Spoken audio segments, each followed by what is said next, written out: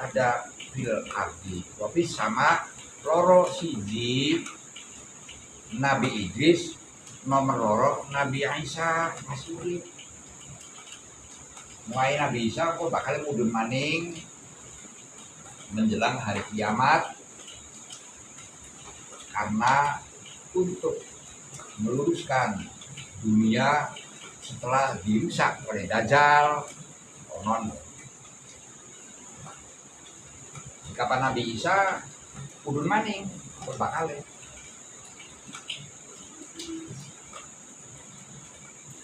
lana ayat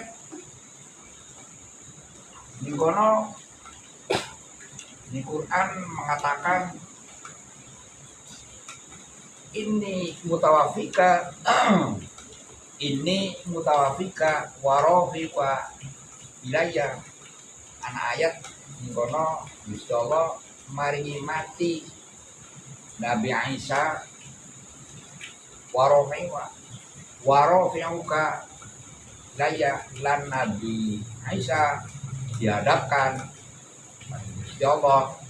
Jadi Nabi Isa itu dari Quran mati ini mutawafika, ini sebenarnya Allah iku mutawafika wong kang maringi mati maring si Nabi Isa warofika lan ngangkat maring si Nabi Isa ilayya maka maring sudah Nabi Isa itu ning Quran mati. Nah itu pandangane tafsirane wong kang goblok ya. Nah, tafsirane wafat itu maknane anak kala wafat mati, anak kala wafat mumpetaken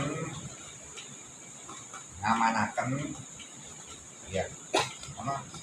Jadi kalau itu wafat ini mutawafika wong kang maringi wafat maring dina Nabi Isa itu maknane ail qabdu tegese nyimpen rawati diamanaken wafat. Jadi ini spesial Allah itu mutawafika wong kang ngerawati wong kang ngamanaken maring sira Nabi Isa terus diangkat